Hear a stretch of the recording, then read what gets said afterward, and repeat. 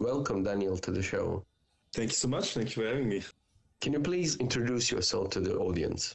Absolutely. I'm Daniel Tenné. I'm a German film producer based in Stuttgart in the Southwest. I've been working in the film industry for too long, 16 years now. Right after school, I did my first internship at a small film production company and took it from there. Worked as a freelancer in small projects, did my own short films in the beginning, and also started to work for TV productions in smaller capacities.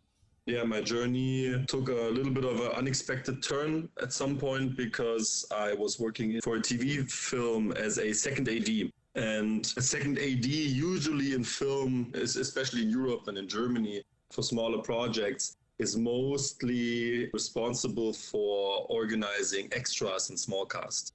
The film I was working at was taking place a lot in a school, so we needed to find a lot of extras that are young, somewhere between, let's say, 15 and 20. And the agency we worked with at the time for this project, they didn't have enough people, so I had to do castings, which I did. Through those castings from scratch, I had like a very big collection, a very big database of young people who were interested in working as extras. So after this project, I was asked by another project to basically become an agent myself because I had such a vast database from nowhere, which were all based in my home city of Stuttgart. So I did that as well. Then I had another request, and at some point, I think 2 years in, where I had a TV film, a TV series, and a commercial, which needed extras and small cast at the same time. It was the first time I had to hire someone to actually help me with the workload. And yeah, while I was working at it, I realized, okay, now is the point where I think I have to decide. Am I going to become an agent? Is this what I want to do? Is this the path I want to take? Because now is the time to decide. And I said, no, I don't, because I started off wanting to make films, wanting to make series. So I stopped and applied to get into one of the good film schools in Germany. Fortunately, they took me in. I studied film producing, focused on international producing. And while studying, as usual, you meet great people along the way. And I've met my now company partner, Yunus. We worked together while studying. During the uni time, we produced student films, we produced commercials outside of the university. And then in 2019, we decided to found our own production company because we both came from families that did things on their own. We weren't entrepreneurially raised, let's say, or maybe we just had issues with following orders. And in 2019, so while studying, we founded our own production company. And we've been working in it ever since. And a couple years in, now I'm here. What initially drew you to producing films in Germany or films in general? When I was 16 or 17 maybe, I wanted to study aerospace engineering because at the time in school, at least in terms of principles, everything seemed to come relatively easy to me. I was really bad in like tests, very bad in that sort of thing. I was really good at grasping principles. So I went to open door day of the Stuttgart University for aerospace engineering. And I was sitting in this huge space for like 800 students. It was packed. And then they were telling us what we would be learning when we study this. And it was Math 1, Math 2, Math 3, Physics 1, Physics 2, Physics 3. And already the introduction into this course sounded so boring. I dreamt of building spaceships, but realistically speaking, I would be doing calculations and statistics and stuff like that. So I asked myself, okay, what do I like? What do I like in my everyday life? And I did grow up in front of the TV, watching a lot of films, watching a lot of series. So this wasn't that big of a step then for me. So I decided to do it. Then I researched film production companies in my home city, found one, and I was done with school. That's the timeline. But from the motivational side of things, I was always drawn to the escapism. I always liked to explore spaces and worlds that I don't know, either because they're made up or because I don't have access to them. And to escape reality and to experience lives you wouldn't be able to experience otherwise. I think that is what drew me to making films. I didn't know that. You know that I want to make films and I cannot find a right producer in Sweden. I just got a lot of no's and long no's when nobody answers the mail, or after 3 years or 2 years working with somebody, they just stop contacting because they're afraid to say no and confrontation. As a culture, Swedes are very afraid of conflicts. So no is a conflict. And That's wild. I told you several times, we talked about it. How do you navigate the challenges of producing films in Germany? That's a very good question. I don't know. I'm doing it day by day, really. If you look at my CV, it is very, I would call it messy, because it's not a perfect example of how someone who is career driven would go about becoming a producer. Because I always did it a little bit more my way, following hunches and doing what I want to do, rather than look at the industry and trying to navigate in, let's say, the most efficient way. This led to me co-founding my production company. What most people don't know is that producing is a craft. You need a lot of different soft skills to be a good producer. Not successful, but good. That's two very different things. They are connected, but not necessarily. So what I do is I try to surround myself with people who know more, and I try to go out into the industry as much as I can. I try to be at as many film festivals that have markets attached to it as possible. I mean, I'm in Berlin, obviously, every year. I try to go to ITFA for documentary as much as I can. Unfortunately, I won't be in Cannes this year because I have ongoing projects that are very close to shooting. So I really can't afford to go in terms of timing, which is a shame, really, because this year in Cannes would have been, I think, very fun. Yeah, and I also participate in workshops that are focused on producers. For example, I was in Vienna recently. I participated in a workshop from the International Screen Institute. It was called Market Ready, and it was about getting your project, no matter the stage of the project, into a shape where you can present it in a market environment and move it forward. At the end of the day, I try to understand the industry as much as I can, try to be seen as far as it's possible, extend my network, talk to a lot of filmmakers as well. See, like, if there's projects I find interesting, I could see myself being involved in, where I could feel a realistic chance of me being a valuable asset to the project as well. But what is the criteria that you look for when you're selecting a project to produce? I think there's always multiple sides to it. Most important is, do I like it? Producing a project is a marriage. It's a marriage to the project. It's a marriage to the director. It's a marriage to the writer. It's a marriage to everybody involved for some amount of time. One of the most important things, do I like the project? Do I like the story? Do I like the content? And also, do I like the people that are part of the project? The next part would be, can I make the project work? There's two different types of projects. There's the projects I would be producing, or the projects I would be joining as a co-producer. In both cases, the question is, can I make the project work? Can I finance the project? Can I find money for the project to bring it to life? And then I think the smallest question is, what can the film accomplish? And by that, I don't mean how successful can it be, but where can we experience this project? Has this film the potential to go to film festivals? Yes or no? If so, what kind of film festivals? Is it a film that could be seen in the theaters? Who else would be interested in watching the film generally? And I think those are the questions that are usually the most important ones circling around any project I get on my desk. As you know, I told you several times, and I will keep this in podcast.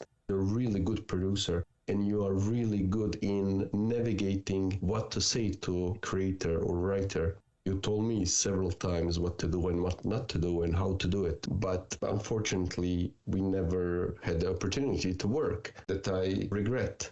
I was wondering, can you describe your typical process from project conception to project completion? Sure. So let's put aside the fact that there's either the projects I produce as a delegate producer, let's call them my projects, or if I'm joining project, let's say an international co-production, because at the end of the day, it comes down to a degree to a similar process, except for the physical production maybe. So usually it starts off with the project being presented. If it's not my original idea or thought, then some level of development is being presented to me. It's either in the form of a expose, a treatment, or even a script. Assuming that it's not my own idea I want to develop, some sort of development stage is being presented to me. Sometimes it's just 2 or 3 page concept paper. Sometimes it's an expose, a treatment, or even the script.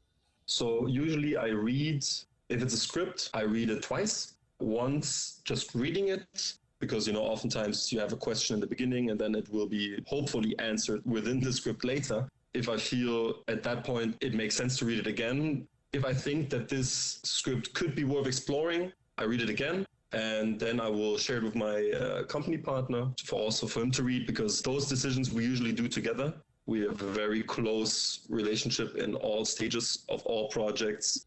Then I will get in touch with the director or the producer, depending on what kind of project it is, to talk about the project, to have a good conversation about the script and about the story. Then the next stage is some sort of financing stage. So we're talking about either finding the development funding or even targeting production funding. The production funding mostly consists of finding a German broadcaster who's interested in the project, and also finding German public funding bodies that are willing to support the project. In the best case scenario, you're able to finance in the amount you were aiming for, and then you go into production. Yeah, and I mean, physical production is a little more where you start to involve so many people that it's going to become like a little bit of an orchestra scenario, right? I always feel that both the director and the producer become some sort of conductor to a film. The director in forming the vision of the project, not only his original vision from the script, but also hopefully advancing, improving vision by collaborating with the different creative departments, like the art department, the camera department, and so forth. And the producer, on one hand, having, of course, the organizational matters, but also understanding the processes of all those departments and trying to be something of a confidant to the director. Also maybe sometimes being the voice of reason, because, creativity and vision has by default no borders, no limits, but reality has. Being a little bit of a counterweight maybe. Sometimes even putting on limitations to the creative process, which, in my opinion at least, can or should improve the creative process. If you have clear limitations to what you can do, you need to find ways to solve the problem anyways. And that is, I think, where oftentimes, obviously great creative solutions and ideas really originate from, because it's not only for the sake of art, but it's also solving something, solving a problem, solving a challenge. This combination of those two factors really makes great films, great scenes, great shots, great ideas. And then you jump into physical production, which is, of course, hell, always. I've done so many different things within the industry as well. I was very short with my self-introduction because I did all kinds of things. In the very beginning, I also did filming live performances of musicians. I edited those things. I did super small commercial projects for random small companies that produce bolts, very boring things. And I did all kinds of different departments. Sometimes I did all of it. Sometimes I only did camera. Sometimes I only did editing. I did a variety of things, so I have a very good understanding of many, if not all, departments. I think after or during my uni time, I started to not enjoy being on set anymore as much as before. So before uni, I really thrived on set. I really loved it. At one point, I had seen it all. I had been part of TV films, 50 people crews. I've produced commercials that had really complicated on-sets, or, I did SFX, I did VFX as a producer. And so I kind of felt of course, there's always more and bigger, but just in terms of the range of experience, I have done all of it. I lost a little bit of the interest in just being on set. I envy everybody who still loves it, but I'm not part of this. I'm not part of the gang anymore. But I digress. I digress. No, it's fine. It's a dialogue. It's not interview. Because I'm interested in artistic processes. How do you balance creativity and financial constraints?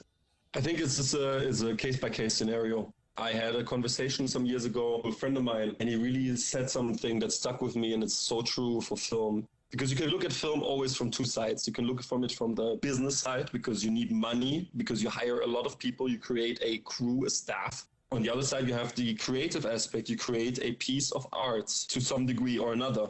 That already kind of is very unique to film. You don't really have it in any comparable way for any other art form or expression form, except for maybe the opera or the theater, or, you know, where you have a lot of people involved as well. But it's rarely anything like film still. But what my friend said, and was really interesting, is that managing the topic of financing and creativity is that it's very hard to make filmmaking a repeatable process, because each time you create some sort of prototype, the things you do to make a film are, in the broadest way, the same. But if you look at each individual task, it is way more about figuring something out. It's in the development process, it's figuring out this idea of a story you want to tell and how to tell it. Then it's about figuring out how to make the script into a working blueprint for a film. Then it's about to solve all those challenges that arise every time you approach producing and the physical production and shooting the film. And then again, of course, the same in the editing. There is no blueprint for it, so every time is a prototype. And I think that is something to always be aware as well when you want to make a film. Your experience will always help you, but at some point it's still the first time it has been done, because this film has never been done before. So every film is the first time filmed. To a degree, for sure. I think the thing that changes is just the confidence of the people that are involved. So the more films you make, the more confident you are. And not in making films, but in finding solutions for all those individual problems you will face. If every film is different, how do you solve issues with the director? I think that really depends on what type of issue. I think the best thing to do is very clear and very constant communication. I think to not talk about problems, even if it's just a perceived problem, even if you know yourself, it's a very subjective, very much a me problem. To not find a way to express it in a constructive way is poison. If a director and a producer have issues in their working relationship, I think the best way to go about it is really to discuss it. I think in every sort of, constructive discussion about solving relationship problems, to never forget that you're talking to an individual that is most likely not doing what they're doing to mess with you or to hinder you, but because they think what they're doing is the right thing to do. Coming from a position of empathy oftentimes makes it way easier to discuss problems. It's very hard to give a broad answer to this question because, I've produced multiple projects, different kinds of projects as well, fiction, non-fiction, commercials, and you run into problems all the time. If you run into the same problem every time, then you should look inward, I think. If all your directors give you the same criticism, then you might look into what really is going on your end. At least that was my experience so far. It really depends on how two people come together.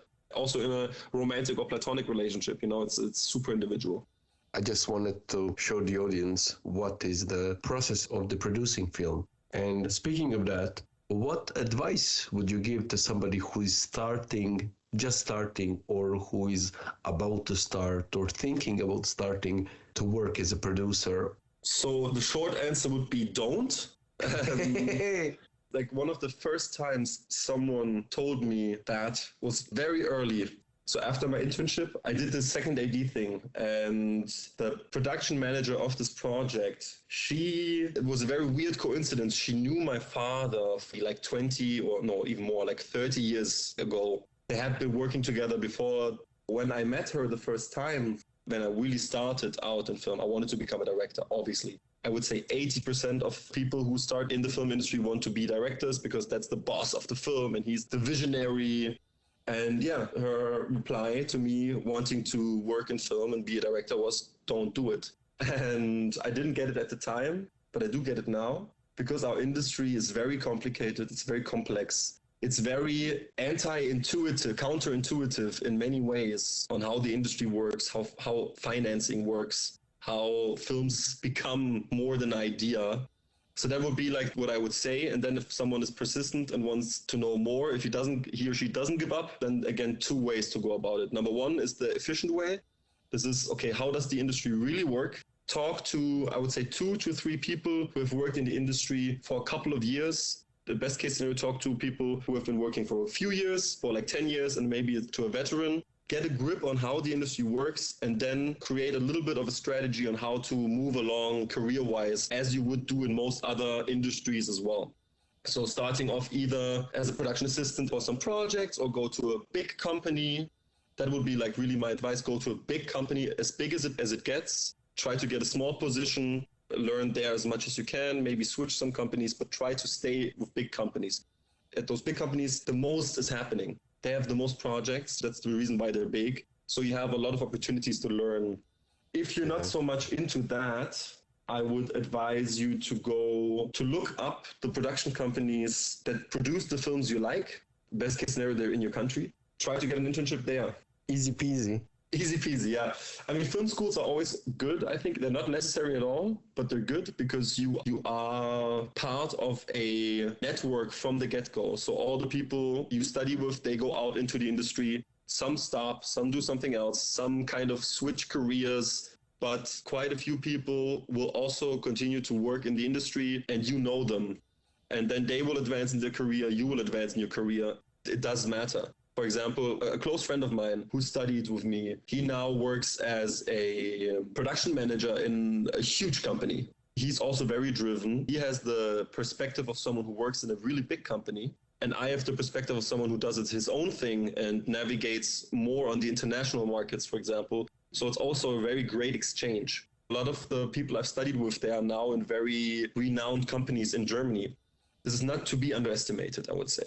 Maybe one thing I can add as well is, because I said you don't have to go to uni, and I mean that because if you're in a good company, there you will learn way more hands-on how to produce than in film school. It's more about theoretical knowledge and about network. But if you decide to go to film school, you will also meet all the young directors of your, in quotation marks, your generation, which is also something super important because, I mean, you need, and not only from a pragmatic point of view, but also just from, how everything works, When we met on Sarajevo Film Festival, there was this big name that I had the opportunity to meet and talk with him. We met for a coffee and talk about my films. And the higher they were on top, they were willing to help more. But those in the middle or the bottom, they don't have the open-mindedness to even consider working with somebody unknown. They all wanted to be on top. You understand what I'm saying? Absolutely, and I agree. I mean, you hear those stories all the time about actors, for example, that, a lot of the great actors or famous actors are so nice and so easy to be around with. The story of Keanu Reeves comes up where he just, he still takes the New York City Metro. He sits in like random cafes. He didn't develop into a, let's say, 100% celebrity. He's still a human. You see, this status rarely matters to those people who really have it. People who want it, they, to one degree or another, potentially develop some sort of ruthlessness to get it. Whereas people who are already in place, they don't, because status is something that is given to you by others, really. I feel that most of those people don't treat it with such high value because it doesn't change the person. I mean, it can change the person, as you also see oftentimes, but it not inherently changes someone. I experienced this myself as well a couple of times in the industry, with me being a young producer, founding my own company only a couple of years ago during COVID, which kind of killed 2 years of normal development, where we kind of had to wait as everybody else had. I talked to the biggest production companies there are in Europe or in the US even, companies that have crazy catalogs of films. And they listen to you with the same, if not more interest, because for them, status is not that big of a deal, especially because the film industry is a very fast revolving industry because you have so much new talent coming in every year. I mean, in Germany alone, you have like, let's say 30 new directors coming out of film schools every year. You have more talent than you can even make films. It's a very fast-paced industry, especially in this bracket of newcomers. Oftentimes they're very open. But then again, they're also more ruthless as well, because, if you get to a certain size, especially as a production company, and a certain prestige, you also understand the industry, and you know that even if something strings a chord within you, If you don't see a factual opportunity or possibility to really make this a reality, then you will not follow up on it. I read scripts where I thought like, this is a very cool story. But I also knew at the same time, I am not able to make this come true. I won't find partners who are willing or able to put money into this project. And it's not based on quality, it's just based on market factors, like which broadcaster would want this, what kind of slots do they have, how do I finance it, where do I find the money, who can I present this film to. So do you follow trends in filmmaking, or in your case, film producing? From the money side, absolutely, it's super important. So to understand how you can make financing work, which country has new offerings in terms of like cash rebates, tax rebates. So all those systems in place in different countries to make shooting there appealing. You follow those trends, absolutely. In terms of taste, I think it's a impossible thing, because when you see something coming out now and being successful, if you say, okay, I will present something comparable, this project will be done in 2 years earliest. Let's say 1.5 if it's crazy fast. But by then, it's already 1.5 years ago. In my opinion, at least, you can't really watch new trends and try to jump on them in that sense. I think you need to look for something a little more long-term than what I would consider a trend. But also, then again, this is a very dangerous territory you will start to get into when you try to pick your films after what other people want, because you never really know. There's so many people that are part of financing and part of making films a reality that if you try to appeal to everyone, you will appeal to no one. We don't remember Van Gogh because he wanted to paint as everybody told him how to paint. Absolutely. No, I agree with you 100%. The only challenge, if we apply this to filmmaking, is that filmmaking is not one person doing what they want to express and putting their own mind, their own vision onto canvas or a piece of paper or wood. Most of the time, it's a big group of people that have some sort of hierarchy within this group, and this makes it very complicated and very expensive. So filmmaking oftentimes is the challenge of finding this middle ground between being able to justify putting so much money into this piece of art and being true to artistic expression. And I think it's very much a spectrum. On the one side of the spectrum, you see super commercial projects that have a lot of budget because they know or they aim to make a lot of return on investment. And on the other end of the spectrum, you have like super art house, maybe even experimental projects that really don't have an audience. I mean, if we're honest about it, they don't. The audience consists mostly of those few people who go to film festivals that are not part of the industry. I think that's also very important to note. The industry itself oftentimes kind of, in my opinion at least, forgets that their own taste does not reflect the world we live in.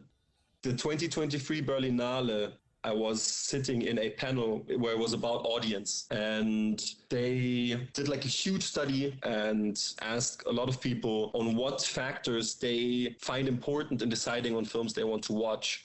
As part of the presentation, they put all those different things and terms onto the presentation without categorization. So it was like director, genre, actors, country where it's shot, language, and all of those things. And then they revealed how important each of those factors are for the audience. And now we talk about the real audience, the masses, the people. And one of the, for me, very obvious, but for the rest of this panel audience, extremely surprising, was the fact that the European audience doesn't really care so much about the director, which is, if you look at the financing and the exploitation of films from within the bubble, it's one of the most important things. Everybody talks about the director all the time within our industry. But if you look outside the industry at the audience, the people we do those films for, supposedly, nobody really cares. And the people in the audience were shocked. You heard like a literal gasp from like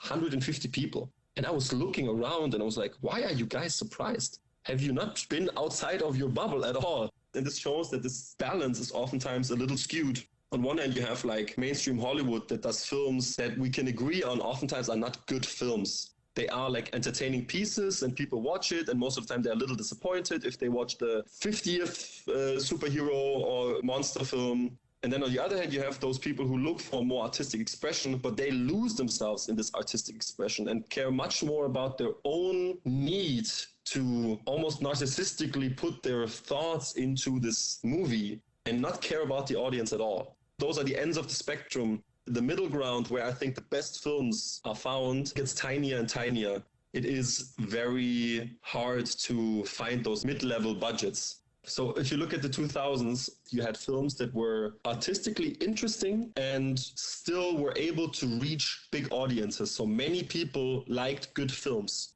You cannot say this anymore. A little sad, but also something to kind of inspiring for me personally. Yeah, I think that is one of my biggest ambitions. I don't want to make films for 100 people. As soon as you get to the point where almost my crew for the film production is bigger than my audience, what the fuck am I doing?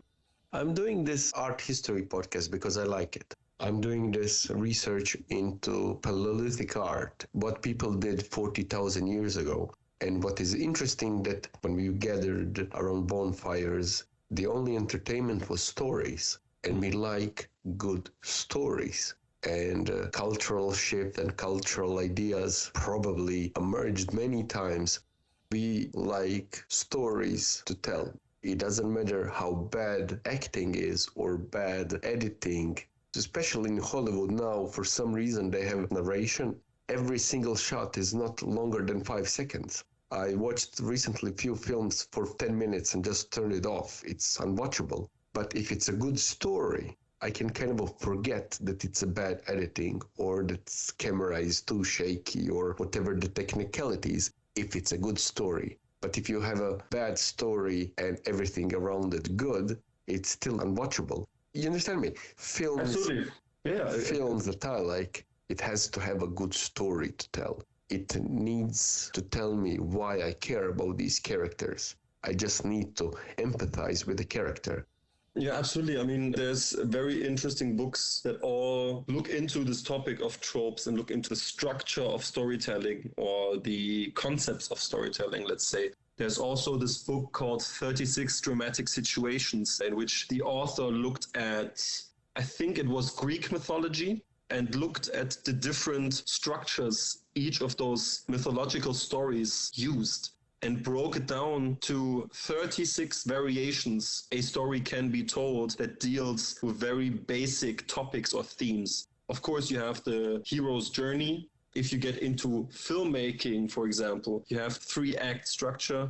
If you look at theater, you have also a multi-act structure.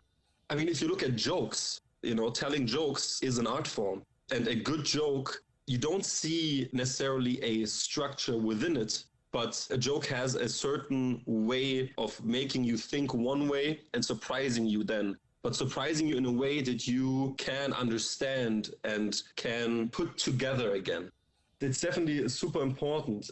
That's one thing I think, especially in filmmaking, kind of has lost a little bit of its importance, to be able to understand the craft and then do with it whatever you want. Many times I had conversations about this topic, and a lot of creative people felt that those, let's call them rules or structures, were limiting their creative opportunities, let's say. And I have to strongly disagree with that, because the structure we know as, let's say, classical structure for filmmaking has nothing to do with the story you're telling. It just tells you on how you will tell the story. This is what leads to great films. In my opinion, in my taste, I mean, of course, there's always those different ways of looking at film as a piece of entertainment, as a piece of art. There are films who really neglect all those rules and still are great. But I think this is due to the fact that whoever is the filmmaker understands the rules and then breaks them on purpose. Those I don't want to know about it, because then I will be somehow limited in my ability to be creative. For me, it's the same as if someone who wants to become a painter says, I don't want to learn how to use brushes, because then I won't be able to do those brush strokes that I think only I can do because I've never been taught it. Inherently paradox. Yes, it's a bullshit. And I think to know is never a negative thing. Of course, you will be influenced by movies you watch, by stories you read, by paintings you look at. But at the end of the day, all kinds of stories have been told before. So now the question is only, how can you bring something interesting to the world? What kind of human experience can you make up to share with the world? Because the emotional undertone, the emotional theme has already been done. Although the human is so complex and the human experience and range of emotion is so complex, there's no story that can be told today that shows us human emotions that have not been told before. When you say it like that, what role does storytelling play in shaping human understanding? And how does film contribute to this narrative tradition, let's call? I think it depends on how you look at film, because it is such a strange medium compared to others, because how you watch or how you look at a film is so different from any other art piece. You know, you can look at a figurine or a painting for 1 minute or an hour, and the amount of time you invest into looking at it is only of how much you can see in it and explore in this piece you're looking at. But a film is something you can only understand by offering your own time to it. The question is, what do you intend as a filmmaker? Do you intend to entertain? Do you intend to give someone a break? Or do you intend to send a message or to discuss a topic or a theme? It's very hard to answer this question comparatively to other art forms. Film generally is, for me, a way to invite people to experience something, hopefully in a very close way. You're very close to it because you see humans interact. You see them experiencing something. If it's well done, you empathize. So you go along with the story, you go along with the characters. You understand why they act, how they feel. And this gives you the opportunity to live their life for a short amount of time. But I think for film, what's so special is that because you see it, because it is in that sense more rooted in the physical reality, it also is different than reading a book. I read a lot. I read a lot of books, and I feel most of the films or series that originate from a book don't really live up to the standards, to my standards. On the other hand, a film is able to do something a book is not, and that is really give you a reality. When I read a book, you know, it creates its own reality in my mind, and this reality will be different from every other reader by default. The text is just a blueprint for my imagination to see this film basically in my head. The film forces you to accept this is a reality I'm presenting you with, and I want you to deal with this reality. Can film capture objective truth, or is it always subjective? I think nothing can capture objective truth. Okay, thank you. Yeah, I think film is a way to capture something that might be closer to a, let's say, common agreement on what truth can be, because it is already so plastic, it is already so visual and, let's say, real, where most other art forms leave way more individual space for interpretation. But at the end of the day, objective truth is non-existent. Across all fields, across all topics, you see objective truth being non-existent. I mean, if objective truth would exist, then we wouldn't have wars. If objective truth would exist, we wouldn't have crime. Because objective truth also kind of stands in contrast with things like taste. Someone loves this dress and I hate it. What is the objective truth now? That you like dresses? Yeah, there's no such thing as objective truth. It's fun to use art and use stories as a proposal of truth, and the recipient hopefully being interested in kind of weighing the amount of truth you present to them and deciding for themselves, how much do I accept as truth? And I think that is what good story and empathetic storytelling really also comes down to, because if you feel with your characters, with the characters on the screen, then you create at least a shared truth. I think that you answered that question, but what I meant is objective truth of the message of the film. Is it always subjective due to inherent biases of the filmmaker? You understand me what I'm saying?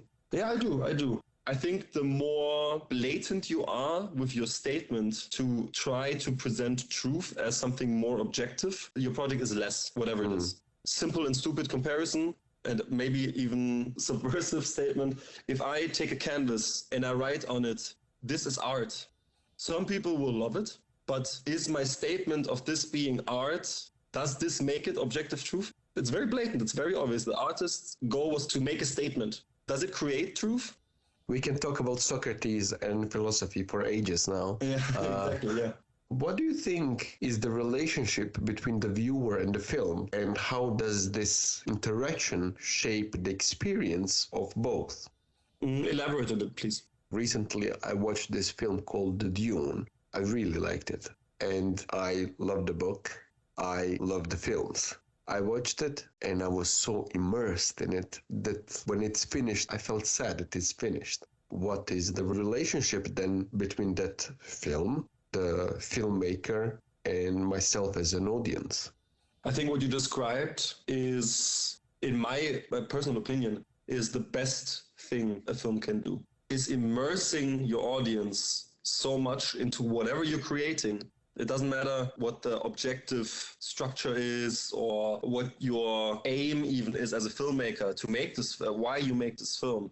At the end of the day, if you're able to have your audience so immersed into what you're doing, what you did as a filmmaker, not only the story of the film, but some sort of feeling and some sort of connection to the film, lingering within the audience, I think that is one of the greatest things you can do. Especially if it kind of, what you just described, this feeling of being part of it so much that it ending kind of feels unnatural because you yourself are continuing on. I think that is what the best stories do. In film as well as in books, if you're unable to put the book down, you cannot stop. You're not only a recipient anymore, you're not only a reader or a viewer anymore. This story becomes, in that moment, more a part of yourself. That's what this is all about, for me at least. That is what it's really all about.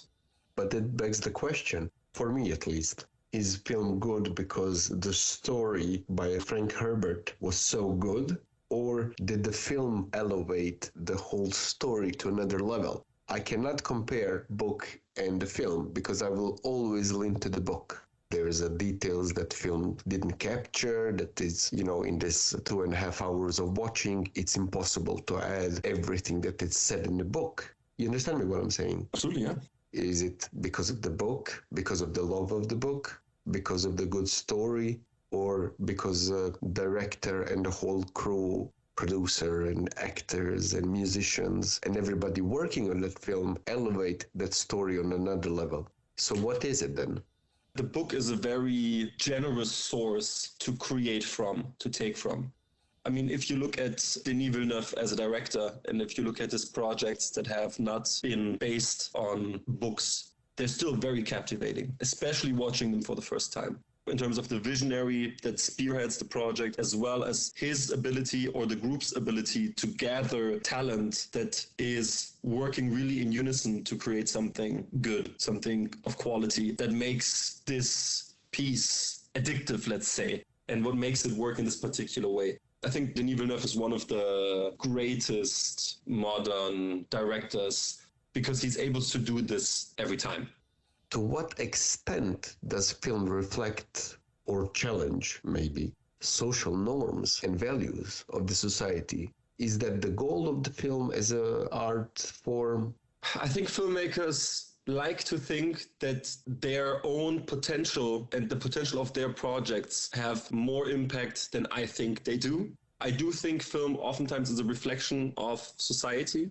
Oftentimes it's a critical lens onto society from a more progressive point of view.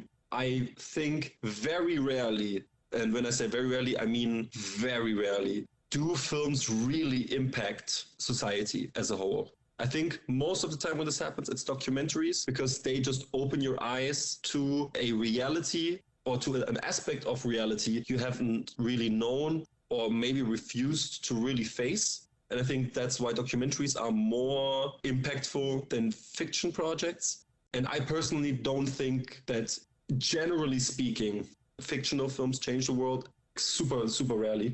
But nonetheless, I think it's important to kind of have this, if you make a film that has a critical theme or topic, make your film in a way that it could be influential or inspirational for someone in the audience. It was just a question because I met some people who think that every project that they're working on, it's going to change the whole society. Usually when I speak with them, I sound very cynical and they don't like me. So we stop being friends. And I think this is always a very critical thing to say, but I also think that oftentimes people overestimate their own opinion. And I'm not only talking about film. I mean, I do talk about film, but it's not limited to film. Yeah, it's in human nature. In human nature, in society, and especially nowadays with social media creating a space, it seems to be inherently valuable to share your own opinion, as if every opinion needs to be shared. And people kind of started to think that their own opinion is worth being heard and talked about in every minuscule instance. It's a generational topic, because for me, it oftentimes feels a little narcissistic to assume your own creation is so important. The importance of anything is defined by the amount of people deeming it important, not one person. So if the right people deem it important, then it will be more seen, and so it has potentially more impact. When it comes to any form of art, time is a great catalyst. If enough time passes from art piece that was created, sometimes 10 years, sometimes 20 years, sometimes even centuries, and if people are still coming back to the specific art piece, there is something to it, I think. Can film transcend cultural and maybe even linguistic barriers to convey some kind of a emotion or subjective truth? Absolutely. I think you have to consider, if we talk about the transcendence of barriers, as you just said, linguistic barriers, you have to think about the limitations of understanding if your own film is based in a dialogue-driven, heavy film. I absolutely think so, because it comes down to empathy. It comes down to you being able to immerse yourself in the emotional microcosmos of the characters and being able to understand why they act in the way they do, how they deal with whatever is being thrown at them. So I definitely think it can transcend cultures, it can transcend societies, it can contain a message that is very universal, that will also transcend time. People still watching old films. You see it in the way the film is made, in terms of the crafts behind it. Of course, old films aren't as sophisticated maybe in some of the technical aspects of it, or even the acting or whatever it is. But there are things that just transcend everything. Charlie Chaplin. It's so old at the end of the day. Take The Great Dictator, you can take it and show it to someone today, and the importance and the universal themes and ideas transported in it are just as valid as they have been all those decades ago. Yeah, absolutely. I'm myself Buster Keaton guy more than Charlie Chaplin, but there is films that I absolutely love and adore with Charlie Chaplin. And with this artificial intelligence and with these technologies, what is the future of filmmaking? I'm a very pragmatic person when it comes to AI and films. Entertainment films, entertainment product, I will even call it, will be to one degree or another made through AI. We can try to tell ourselves, no, that the genius of the human mind can't be copied or reproduced. But the fact that storytelling in itself is a ongoing mutation of very universal themes, which we have talked about before, is already an invitation to systematically create from what has been there before. So I think on the mainstream level, AI will definitely play a major role. I think in the future, what we have today is art house, so films that are not necessarily going to be consumed by a mainstream audience, but still have their audiences that are specifically interested in, let's say, artistic approach, in a more niche storytelling. I think human-made films will be the new art house. Yes, I think definitely. You can look at it from a positive or a negative perspective. The glass can be half full or half empty, but people will look at films and say, I want to see this film because apparently this is made without any AI. And you watch it, and then you will be able to understand how difficult things can be if you don't use AI. And this will be its own badge of honor. I mean, if we like it or not, that's on a different piece of paper, but it is going to happen. You cannot fight the technological advances. It doesn't make sense. It was the same when audio was first coming out for films, Before we had films with bands, like, or even orchestras or small bands in theaters accompanying silent films with their music. And when then audio as a component of film was coming out, the orchestras and musicians, they went onto the streets and they did demonstrations against it. They did even like flyers and brochures against the death of the concept of film. I mean, look at it now. How many silent films have been produced in the last 40 years? I think you can say one. What is art? To me, art is two things coming together. It is craftsmanship in its respective field coming together with the opportunity for the audience to be inspired and take something away from it that is not just the memory of seeing it, but having an internal process, whatever this might look like, an internal process that accompanies them for some amount of time. That is from the recipient point of view. And from the creator point of view, I think in the best case scenario, art is your need to give form to thought and feeling. How would you like to be remembered?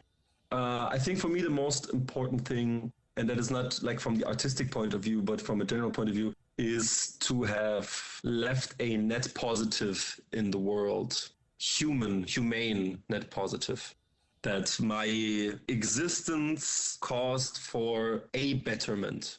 If you had the opportunity to have anybody at a dinner or having a night of drinking, whatever, either historical character, living person, or character from a book even, who would it be? Ooh, that is a tough one. I mean, let's ignore family members lost, I think, because that will always have the first rank. But if we set that aside, I think I would be interested in sitting down with a genius from the past, someone, let's say, like Galilei or Da Vinci. And not because I appreciate the art so much, but because their ability to innovate from a point of nothing, basically, is what I find extraordinary. To come up with things on the basis of nothing, to be a true originator of something is absolutely amazing. Good answer, man. How can we find you and how can we get in touch with you if we want to reach you? For anybody who wants to talk about film and film projects, feel free to contact me either through the website of my production company. It's called 70 Steps, 70steps.de. Or you could also find me on Instagram, daniel.tenné, Tenne. It was a great pleasure talking to you, and I hope to see you soon in real life or Absolutely. In reality, not virtual reality, real reality. Objective reality. Yeah, if we don't live in simulation already. Didn't Elon Musk recently say in an interview if he would be able to ask those AGIs, actual artificial intelligence, one question, what would it be? And his answer was, what is outside the simulation? Have fun, and it was nice talking to you. Thank you for having me.